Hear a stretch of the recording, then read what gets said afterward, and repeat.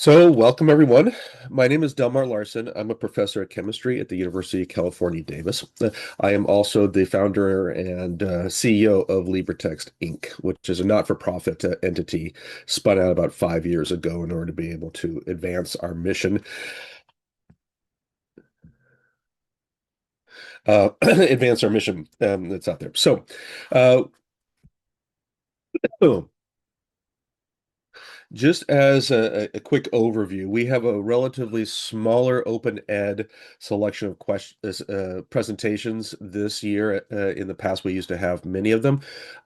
Today, I'm going to be discussing on the accessibility aspects associated with the LibreVerse, the state of the art of where we're at, and then where we're going to be advancing near the end. Yesterday, Justin Shorb discussed an overview of the LibreVerse as a powerful platform in order to try to take the place of the commercial platform that has infused themselves into our academic classrooms.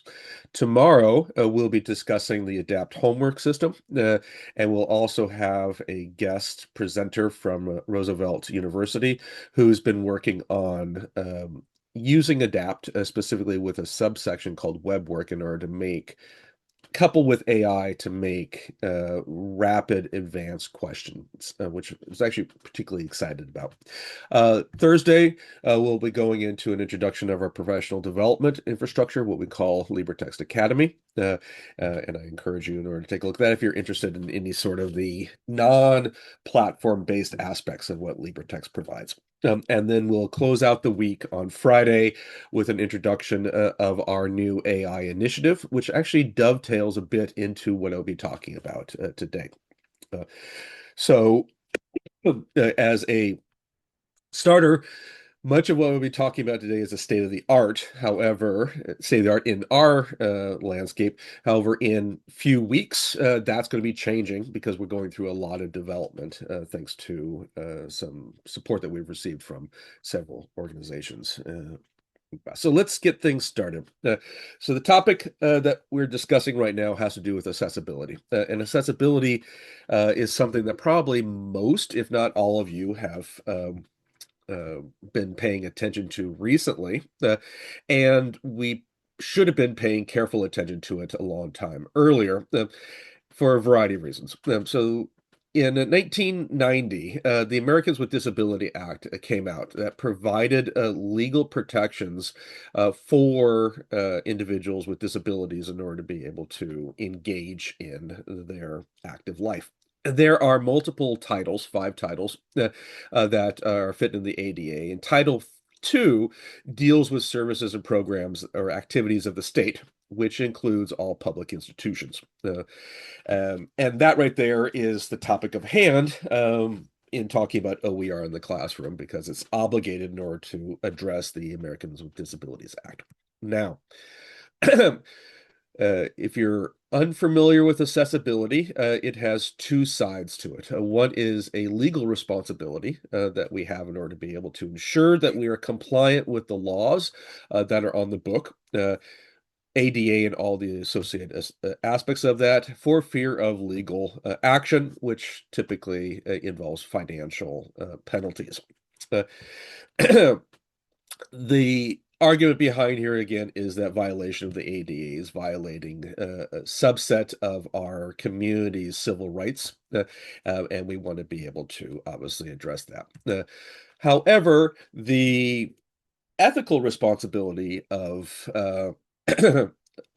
addressing accessibility aspects is far more pervasive and extended far earlier than the ADA, and that we have as individuals in academia a ethical responsibility in order to be able to ensure inclusion and equity in what we're doing in the classroom, and I would argue outside the classroom. That is important in terms of respecting human dignity, and that's part of our general social responsibility that's out there.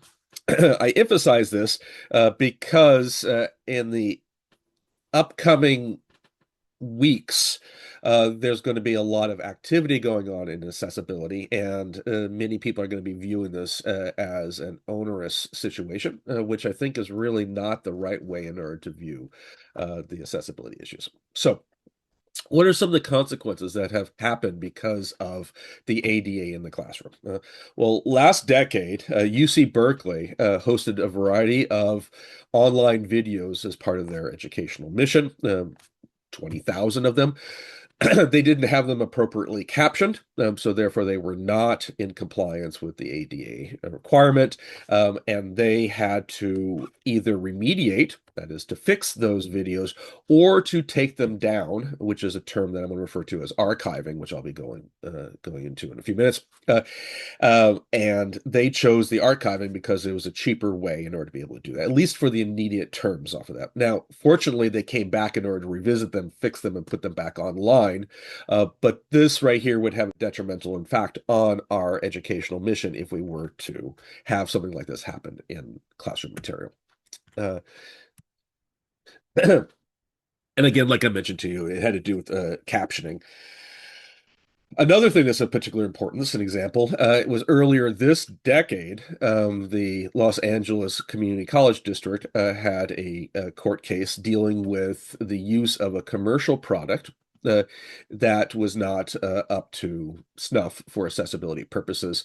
That resulted in a civil lawsuit, and the initial damages were, I believe, several million, but they were brought down to $250,000 a few years ago. And this resulted, obviously, in the consequence of not taking accessibility seriously, both in the content that individual campuses will host and the actual nature of the technology that individual campuses use in their educational mission. So this takes us to the current situation that we have right now. So the Biden administration, the Department of Justice under the Biden administration, enact regulations in order to give the ADA stronger teeth in academia. And the key point behind that was to focus on web content specifically and to ensure that web content is up to a certain standard, and that standard is the Web Content Accessibility Guidelines, or WCAG, and specifically 2.1 AA. And that's a set of technical standards that's necessary for all online activity in order to ensure, again, compliance with ADA and the ethical aspects I talked about before. Uh, the WCAG is really quite an impenetrable, or appears to be impenetrable, set of regulations and rules in order to be able to make sure things are online. And it takes a bit of time in order to be able to master. So it's not surprising that for individuals that don't cut through this on almost a daily basis, that it gets difficult in order to be able to. You need some guides in order to be able to do that. Fortunately, there are lots of individuals on campuses, librarians, instructional designers, and such, that are providing those services for your campus. And I encourage you that if you want to learn more details about that, to consult with your campus's experts in order to be able to advance that. So the key point off of these new Department of Justice regulations, first, they were maintained by the current administration, and it has a deadline for compliance, and that deadline is 7 weeks away. So this is the reason why there's a lot of activity going on across the board in order to be able to do that. And that's April 24th for most reasonably sized campuses, except for really rural campuses that have a different date and time out there. So how do we handle these new Department of Justice rules? So there are two approaches in order to be able to handle them. One is to archive, and the other handle is to remediate. And archiving, I oftentimes consider to be the situation of hiding the problem. It's basically taking something that is active, similar to how the UC Berkeley situation is, and remove it from public consumption. And that right there is an issue, not because of removing it in order to be able to fix it, but sometimes when you remove it, you remove the problem and then it doesn't ever get addressed. So it provides a situation where removing content and I'm particularly interested in openly licensed content, or OER, from the corpus of public consumption, puts it in the side, and it may be ignored. And we, as a community in the open world, move forward based on the size of this corpus. And by removing it, I think it's a step backwards rather than a step forward. So if anyone pursues archiving, they should have a very clear work plan on how to actually take the stuff that's archived and move forward with it, in hopes that it doesn't get lost. Remediation is the act of being able to take stuff that is not approved for WCAG and bring it up to snuff in order to be able to address that. So I do want to talk about archiving just a few moments before I get into more nitty-gritty detail, in part because I was in a presentation last month, and there was a little bit of disagreement in terms of what exactly archiving is and how we go about addressing that.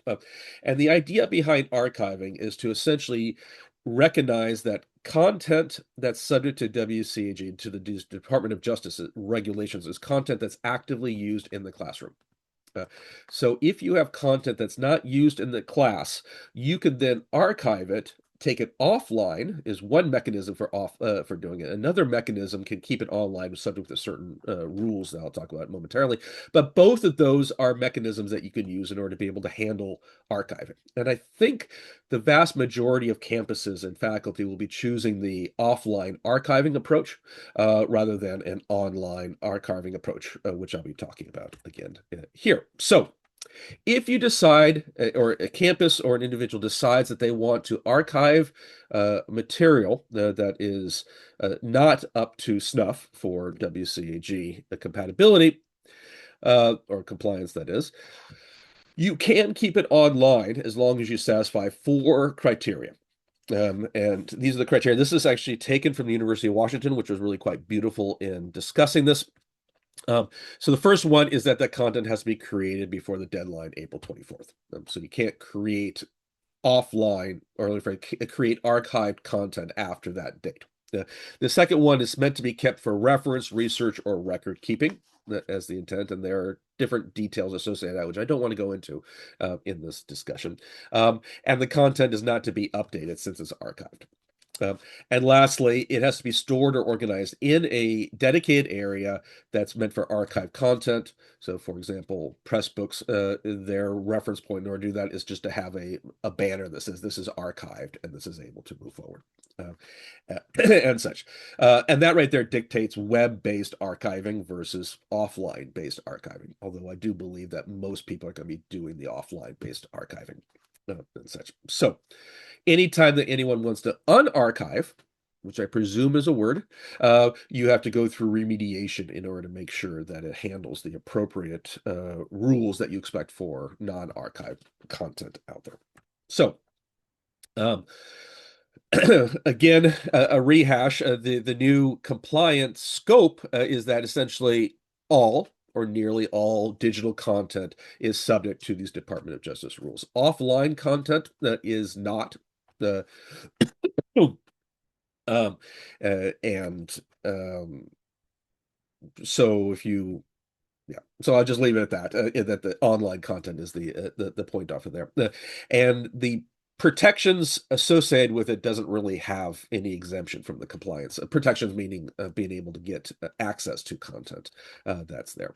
So there are third-party vendors like LibreTexts and Pressbooks, and Manifold, and other companies like Lumen and such like that that have to be the content that's stored on their platform and the technology underlying that platform have to be subject to these new Department of Justice regulations for the content that is not to be archived. Now, of course, the third parties, not as academic entities, are not subject to the Department of Justice rules themselves, but the individuals that are hosting the stuff on the content are subject to those rules. But that doesn't mean that us, including LibreTexts, are not very carefully addressing this in order to make sure that everyone is up to snuff.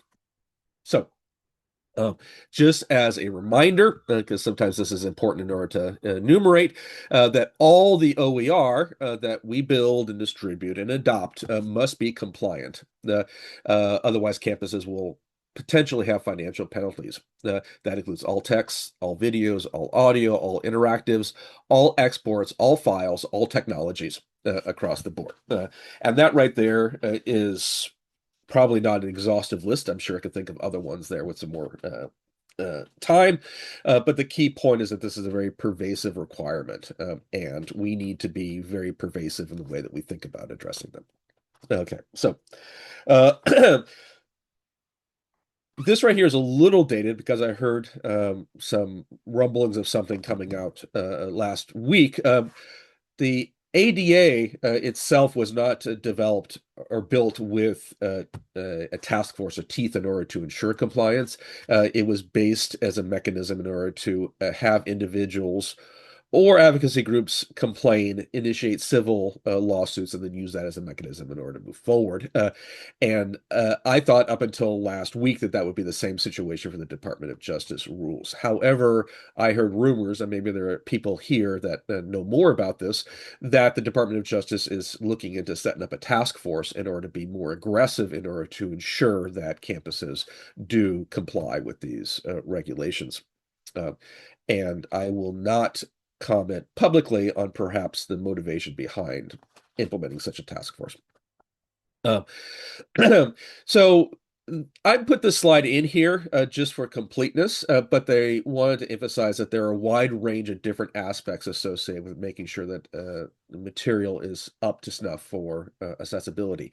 So the construction of what's called an accessibility compliance review, or ACR, sometimes referred to as a VPAT, or a voluntary uh, uh, actually, I forgot the P and VPAT. I know template is at the end.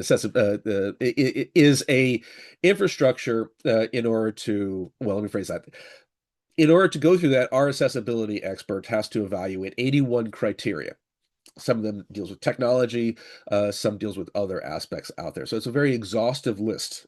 And I emphasize this because from a practical perspective, accessibility is a spectrum. There is not accessible and not accessible in most cases. It is basically how accessible can you make it, which should be as much as we can make it, and versus not. So when we look through accessibility, it's not just basically a check mark, it's actually a comprehensive series of evaluations that need to be done in order to be able to ensure that. And I'll be touching upon that a little bit later in terms of what LibreTexts provides people.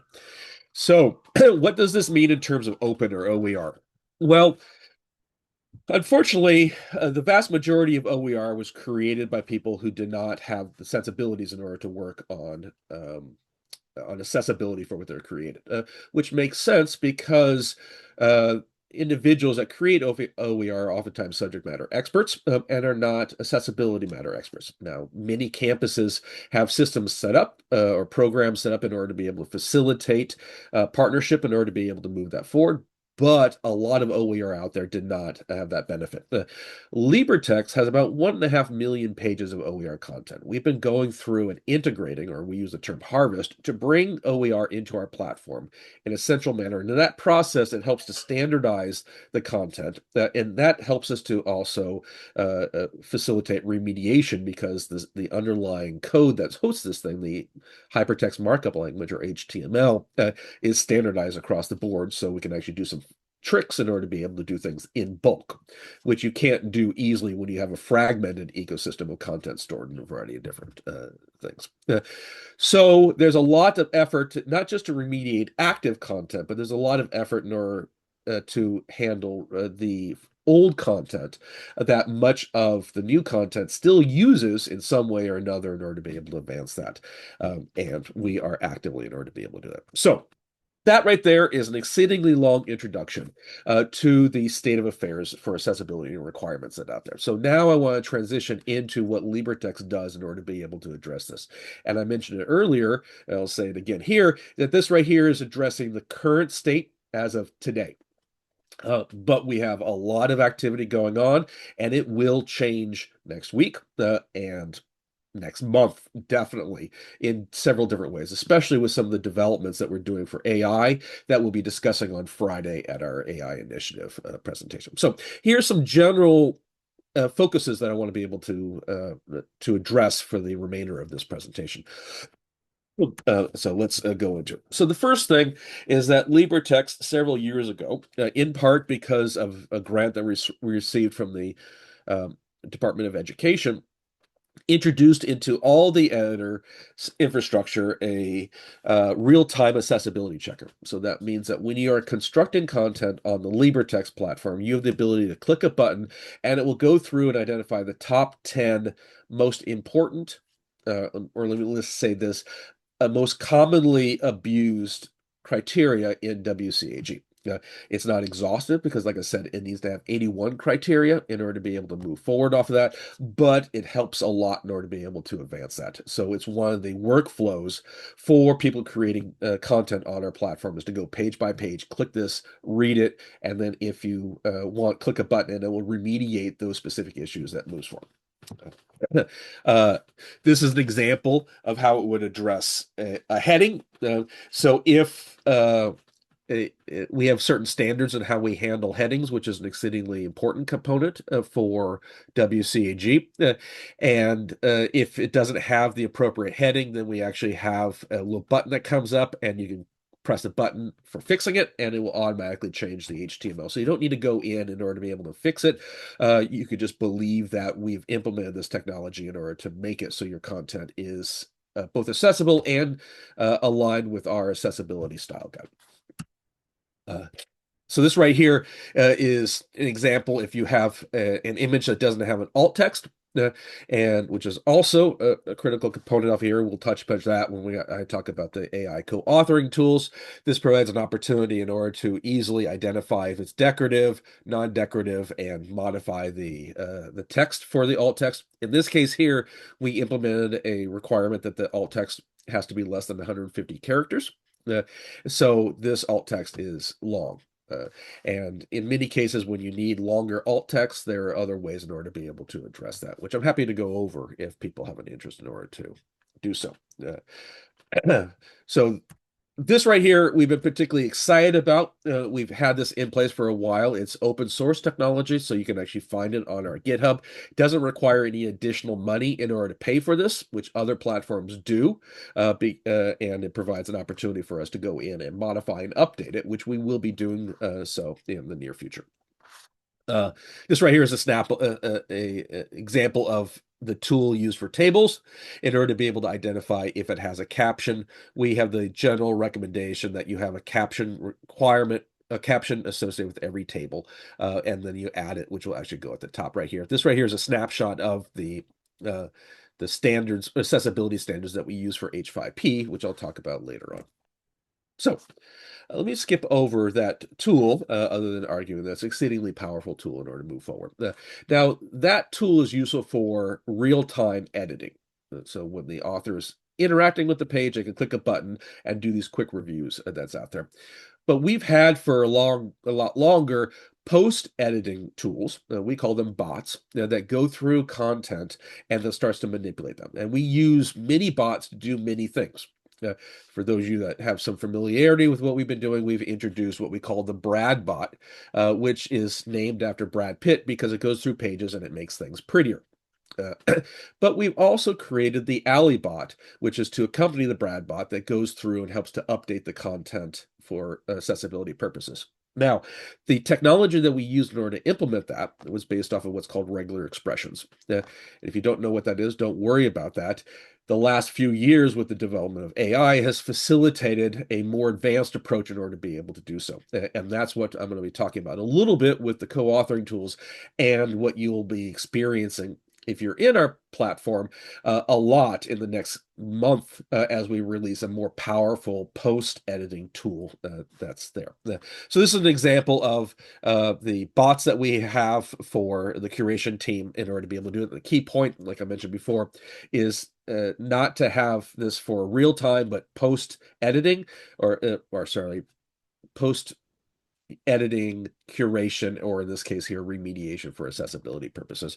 That handles many of the issues that we want to be able to handle, but not all the issues that we want to be able to handle.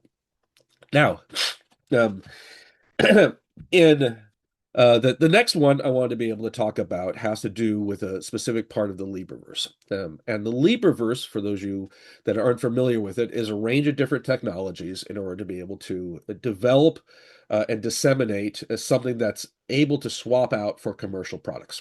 So that's why we focus on textbooks, we focus on homework, and we have other sorts of ancillary materials. And a lot of them are pretty cool, and I encourage you to take a look at.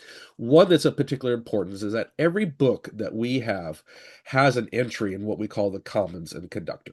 Now, the conductor is the back end, and that is our project management tool.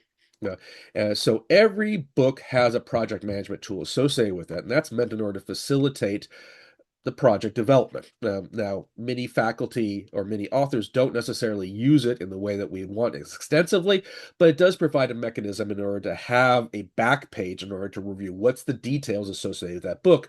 When you're having to balance thousands of books, it's difficult in order to know what the state of affairs is associated with that. Now, at the top of every conductor page is what we call the rainbow roll. Sometimes I call it rainbow row if I get a little bit hungry. Sorry, it's rainbow row. Sometimes I call it rainbow roll when I get hungry. And it has a set of colors associated with different tools associated with that specific project. I'll be talking about the co-authoring a little bit later on, but I just want to talk about this accessibility entry off of here.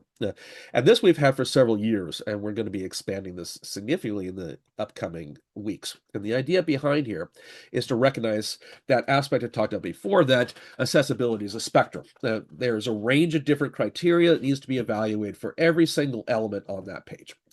This right here doesn't look at every element on the page, but it does look at every page itself. So this is an example of a book where we actually pulled in every title of the book, and it's on the y-axis. On the x-axis are 20 criteria that we extracted from these 81 criteria that we normally use for making an ACR. And we call this an accessibility compliance review matrix, or mini ACR. And it's able to evaluate this. Now, this right here currently is set up in order for individuals on the team to come in and be able to evaluate, well, this page right here has this criterion, or this criterion, this criterion, and they can able to flip a switch. What we will implement next month with this new AI tools is that this is able to go through and do a mass evaluation across this criteria for the things that can be evaluated with AI or with a machine. Things that can't be evaluated with a machine, for example, do all alt text have meaningful, sorry, do all images have meaningful alt text? In the pre-AI world, we felt that a machine couldn't do that. In a post-AI world, I'm still concerned about whether an AI can actually do that, but one can argue that you could train an AI to help evaluate whether an alt text is able to do it. I'm not sure if anyone out there has actually been pursuing that, but I would be surprised if no one has. So the upshot off of here is, instead of having a single criterion that says this book is accessible or this book is not accessible, or some programs that have, here are a list of 5 or 7 criteria that's accessible. This right here is a more comprehensive perspective that's out there. What we're going to be doing, besides implementing this with an auto evaluation technique, is to then take this and reflect this in the back of the book, in the back matter, so you can go to any of the books and look to see what is the status of the accessibility out there. Again, reflecting the fact that accessibility is a spectrum, not a Boolean 1 or 0. And that will also be available on our Commons, which is our cataloging system. So you don't have to download a book and look at the back. Old school, you can look at the catalog or the effective card catalog for that book and say, okay, what's the accessibility aspects off of that? And that will be available next month. Like I said, my team is very active right now in terms of pursuing all these things. It's our number one goal, is accessibility. So this is more comprehensive than anything else out there in the open education resource landscape. It has been slow to adopt because it's also particularly onerous in order to be able to advance. But now you can see in light of the current situation, this is an exceedingly useful tool in order to be able to advance these things. So the next thing I want to be able to do is to actually address something that we introduced about a year and a half ago, and we were working on it for a little while, is our co-authoring tools. Now, our co-authoring tools was designed in order to ask the question, can we use AI to help facilitate the construction of OER? Now, that question is a loaded question. At least from my perspective. I am not particularly interested right now in using AI to help build content on OER, although I know many people are able to do so. And there are a variety of reasons why I'm concerned about doing so. However, for many of the other things that are difficult for authors in order to address, that oftentimes ignore, we could use AI in order to facilitate that. So, for example, let me just bring these things up here. 80 to 90% of OER books out there do not have an index, uh, in part because it's tiring in order to go through every single page and create an index. Many programs that are particularly sophisticated do facilitate that in order to be able to move that forward. And that includes also OpenStax, which puts a lot of effort in each of their individual books. Many books don't have summaries for each page, or even have an infrastructure to host summaries for each of these pages. Many books don't have glossaries. These are things that are relatively light, that I am comfortable using AI in order to be able to build for books subject to human revision, in order to advance and bring books up to a standard that we can actually look at and compare to a commercial product and be able to then convince people that it is comparable. And that's exceedingly important in order to be able to advance our mission in the community. So the AI tool or the AI co-authoring tool is meant in order to facilitate those three things right now, and we will be expanding them in the upcoming months. So this is an example of us using the individual co-authoring tool. The co-authoring tool has a bulk mode. This right here is not the bulk mode, where you can grab each page in the book, and it can generate the summary that you can then edit. And that right there is saved in the book. Summaries are useful when we do searches for our platform, searches for pages. It comes up in order to be able to explain what's going on. It's also useful when we start to do more sophisticated AI capabilities, like what we're going to be introducing on Friday with our RAG-based search infrastructure. If you're unfamiliar with that acronym, you will learn more about it if you come to our Friday presentation. It gives you the ability in order to click a button in order to evaluate the alt text and substitute the alt text into the images that are on the page. So in other words, all these OER that were created without accessibility don't have alt text. For example, there are thousands and thousands of pages of content that came from the Flat World Knowledge infrastructure in 2013. Lots of content, and not a single one of them has accessibility or has alt text added to it. And this provides a mechanism for us to go through and add the alt text on there. Now, as with all AI, is this perfect? No. But can it get close enough in order to be perfect or be near perfect? In some cases, yes. And this provides a great opportunity in order to help a bulk remediation for the content that we have. And we can do that because we have things centralized and standardized that we can just run through this instead of having it fragmented in a variety of different spots with different aspects of there. I see a few things in the chat. I'm not sure if I should be addressing them now. Jennifer, please let me know. I'm happy in order to stop if it's important for our conversation.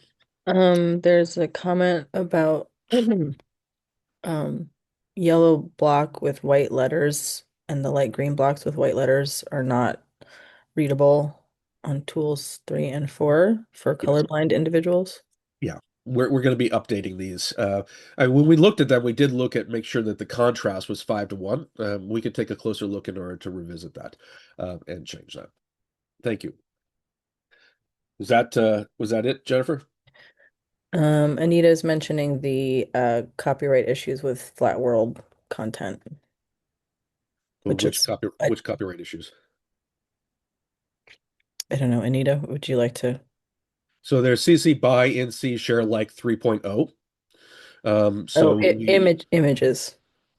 Oh yeah. So there are many of the images that were released in the Flat World Knowledge were not technically OER, and that they need to be replaced in order to be able to be compliant with that. That right there is a legal aspect, not an accessibility aspect. I'm happy to talk about that outside of this conversation. So, um, uh, the so the issue that we have here is that the co-authoring tool provides an opportunity in order to help to co-author content that's oftentimes ignored in the construction of OER that's out there. One of the other things that it does is it generates meta tags. So it's able to go through the content and identify keywords that's important in order to describe the content on that page. Now, like I said, just like everything else AI, is it perfect? No, but the infrastructure we have in place provides us the opportunity in order to take the keywords that are generated with AI and kill them or add new entries off of here. Now, this is important for a variety of reasons. One, it's important for search capabilities, but our infrastructure is set up that all the keywords that are on individual pages then get reflected in the index at the back of the book. So that authors create the index by actually just writing into each page what the keywords are associated with that. So, for example, this page right here, chemistry and context, AI came up with microscopic domain, hypothesis, chemistry, law, etc. Like that. I'd come in and I'd kill law and I killed chemistry because those are not too generic and not important in order to be able to address this. And I expect that we will be training the co-authoring tool to be even better as we start to advance. So this require less aspect of here. But again, with a few clicks of a button, we can create an index that is reasonably good in order to be able to complement any OER book long before individuals may have even thought about that, or even authors may no longer be active or even alive in order to be able to address it. Okay. I basically went over the co-authoring tools. I did in the last slide off of here again, emphasizing metadata tags. The next step that we're going to be using in order to facilitate glossary generation. Our intent for glossary generation is to facilitate that in a central repository or a central library of glossaries, terms that we have, once we verified it, then we're able to grab and pull those things out instead of having AI continually generate content and then continually make a need in order to remediate the content that's actually generated from this. And the intent, again, is that, with the same goal that we have for accessibility, making sure we have indexes and glossaries so these books can actually look like proper commercial books that faculty are particularly interested in to evaluate it. Those things can be done in bulk, not just individually. So I could come in, I could click a few buttons and run it across the whole book. And then within a moment, I have it all fixed. And like I said, this will be expanded in the near future. Let me talk about interactives. So I gave you a long list of various things that need to be accessible. And an easy way in order to remember that is everything needs to be accessible. And that includes not just the content that's on our pages, it includes the technology that's used in our pages. And in the LibreVerse, the technology that's out across the board. Like I said, my team is very aggressively working in order to bring everything up to snuff, and we'll be doing it probably for the next couple of years because of the complexity of what we've built for the community. But I do want to introduce this one specific technology that's been popular in the last 5 to 7 years called H5P. And H5P is an infrastructure, an infrastructure to facilitate compartmentalized questions and assessments that you can then embed into different books and different sites across the board. In principle, it's actually quite a nice infrastructure in order to be able to do it. The problem with H5P is that it is atrociously not compliant with accessibility requirements.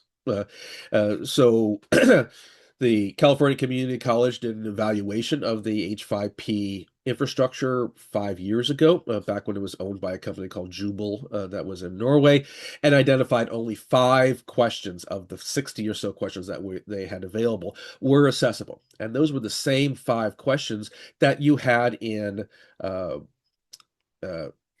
homework systems or learning management systems. So multiple choice, true, false, those sort of questions that are out there. So if you were limiting to only those question types for accessibility purposes with H5P, you could just as easily use a different technology, and you don't really need to use H5P, which has other issues at play that are not associated with accessibility. We, several years later, from the community college review, went through each of the then questions available in H5P and identified what was the state of affairs associated with H5P. Let me phrase that. What is necessary in order to make H5P questions accessible?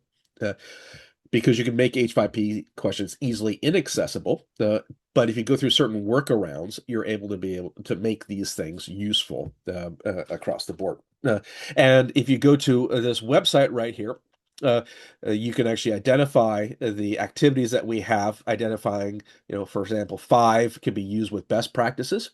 Even those questions that are multiple choice can be made inaccessible if you do things improperly. It's not rigid in order to force that. Some that require a little bit of activity and in yellow, and some that require alternative activities because you just can't make them accessible.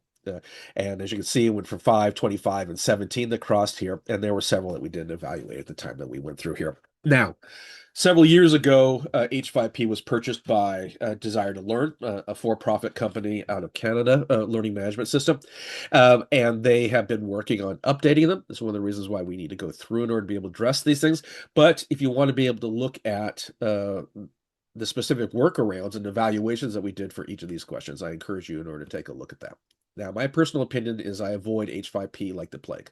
I think it has plenty of issues for accessibility. That means I don't want to address it. It also has reasons for security because it's not really a good question infrastructure, but it is part of our adapt homework system. So you can use it in a summative sense. But the way we go about doing that, which is important for this conversation, and what will probably be discussed tomorrow, is that the questions in our adapt homework system have the ability in order to make an alternative question, so that if you use questions that are not accessible, like visual question based, you can still let the students that don't have disabilities to use those questions, and the students that do require other questions will have an alternative in process off of there. And I don't know any other homework system that has a sort of bifurcated approach in order to be able to address that.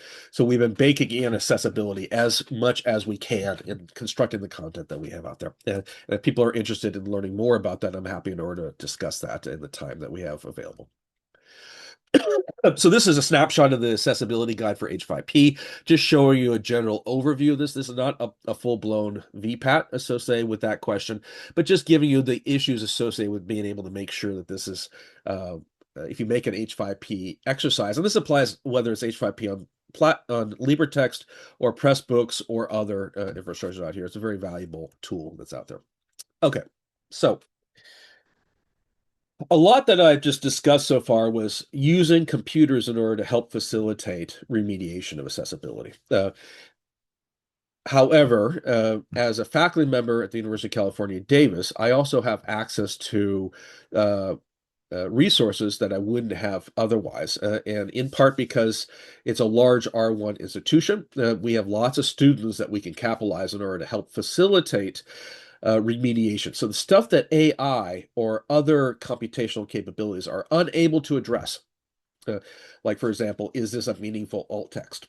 We can use student team in order to be able to do that. Now, we have two grants, or one grant, standing grant, and one contract. The contract was the California Community College System that just joined our consortium. All 116 campuses are LibreNet members.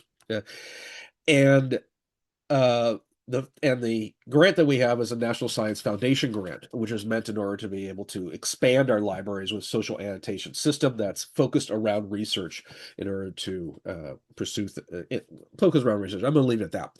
That also had a component in terms of building what's called Cal Open, which is a California uh, OER hub and center, and part of that is to also populate a team of students. Now, these students, so what I'm saying off of this 1 minute introduction is we have a lot of funds in order to be able to hire a lot of students.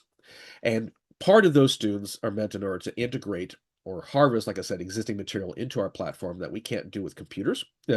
But the other part is to take and go through each of the existing materials, and especially from students from the Student Disability Center, and go through page by page, criterion by criterion, and check to see if it's up to snuff. And that right there, that brute force approach, we are lucky to be able to enforce that. So we're just at the initial stages of hiring students. In order to be able to advance that, they need to be trained and move forward. But fortunately, by using students from the Student Disability Center, we have students that are very keen in understanding what works and what doesn't work for their specific needs in order to advance that, which is oftentimes missed even by experts who've been trained a lot in accessibility purposes.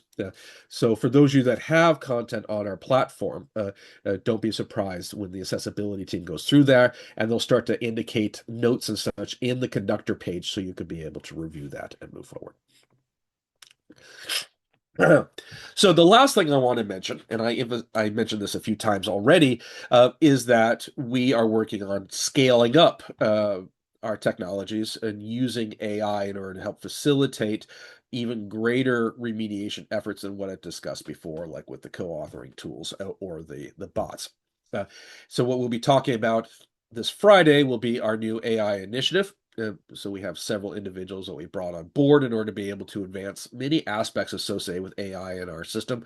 One of them has to do with building a chatbot or a that's able to digest a book and provide feedback to students on the nature of the book and provide other aspects off of that. That right there is not important from an accessibility perspective, except to make sure that it is accessible when we create it.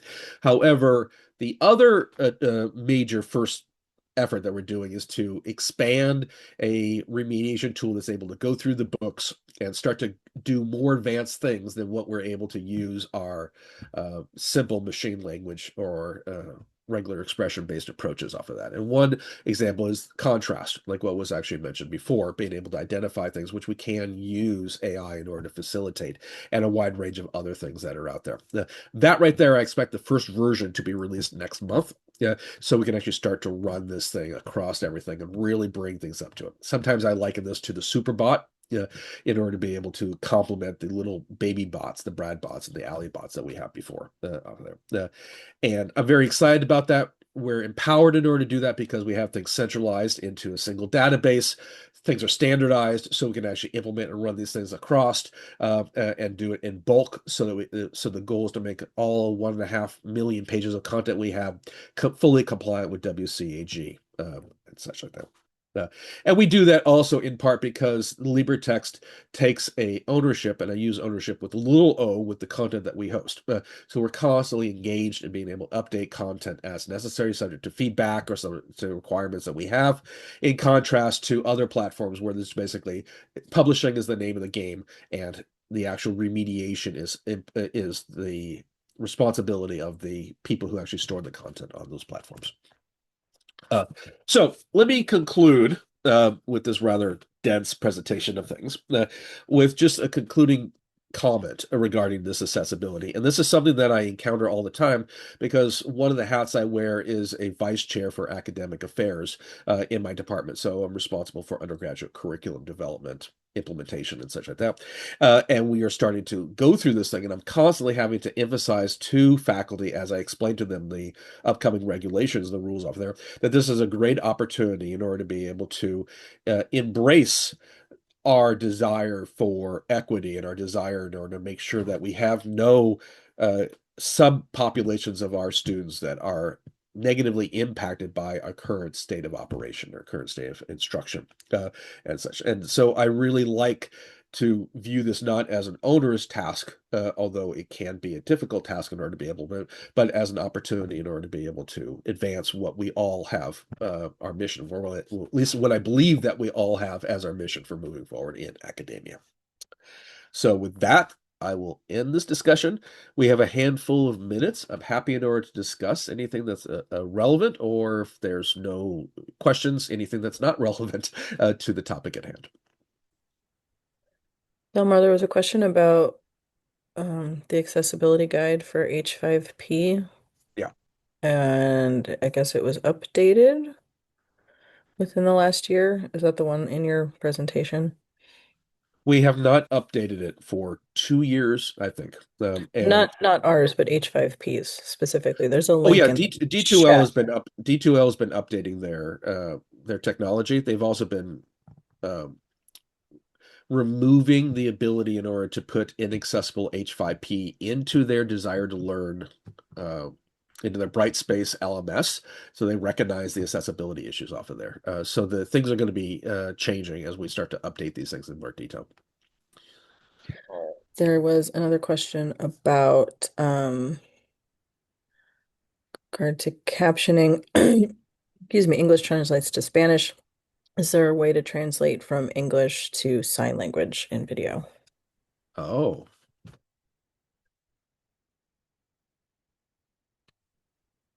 so several years ago, we submitted a Department of Education grant for the OTP, the Open Textbook Pilot Award. That was the grant that funded us in 2018 with a sizable amount of money in order to expand our capabilities, and I feel that we've given them a good return on investment for that. It wasn't funded, but it was really close, and that was meant in order to address the expansion of the ADAPT homework system. And I was particularly interested in introducing ASL into the ADAPT homework system via an automatic fashion. So not as here's videos and then ask questions associated with videos, which we currently have. And I see that Madeline Button here, so she could talk a lot about that thing. So I'm actually really excited with what San Diego did in regards to that. But part of that technology was to be able to facilitate text to ASL.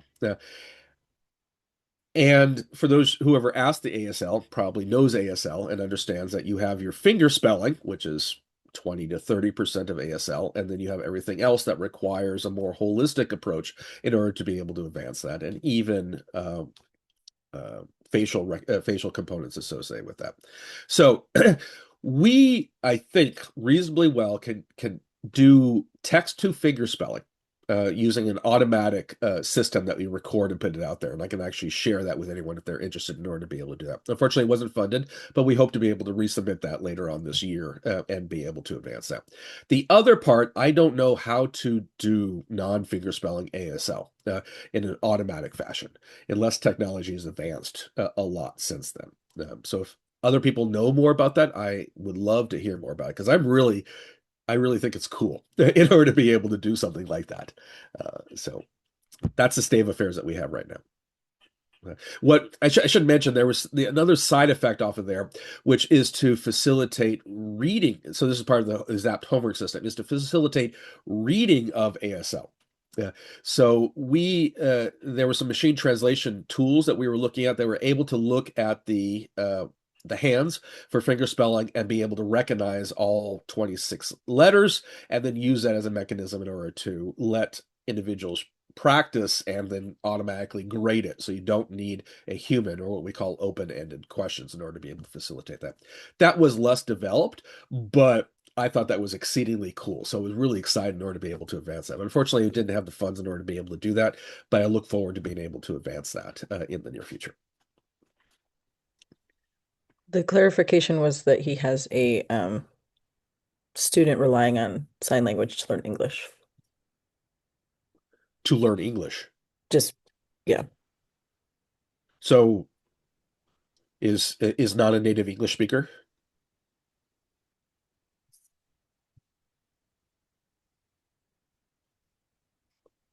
I don't, Edward, if you want to clarify. Yes, correct. Oh, that's interesting. Uh, well, why don't you contact me directly? I'll paste my email into the chat here. I would love to have a conversation about that because that's a unique thing. Okay, you already did it. Thank you, Jennifer. And we can discuss that in more detail. So Madeline, Okay. the in answer to your question about is there a tool that users can run assisted resources to check for accessibility, that will be available in our new AI infrastructure that will release next month. So instead of doing real-time checks that we have here, it'll be post-editing checks in order to be able to process that. Put that into the conductor with where we catalog all the accessibility criteria, and that will be then reflected in the back of the book, in the back matter, and you'll also see it in the commons when you actually go to the book in order to be use that as a mechanism in order to facilitate that. We're very excited with where our AI effort is going. Any other questions or concerns? Ali mentioned that I guess it's not uncommon that in the ESL world that they use ASL in order to facilitate learning of English, which is news to me. Like I mentioned, I'm a chemistry professor.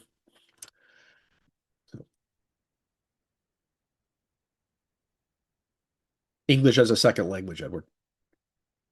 So, okay, well, I don't see any other questions here, and it looks like that we're close to time.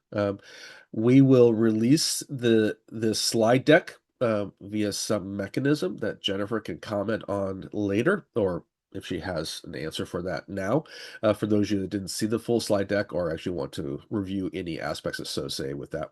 Uh, and I'm happy in order to answer any questions via email or otherwise that people may have in regards to this. It's an exceedingly important topic for a wide variety of reasons, and I'm very excited in order to be able to address it. So with that, I will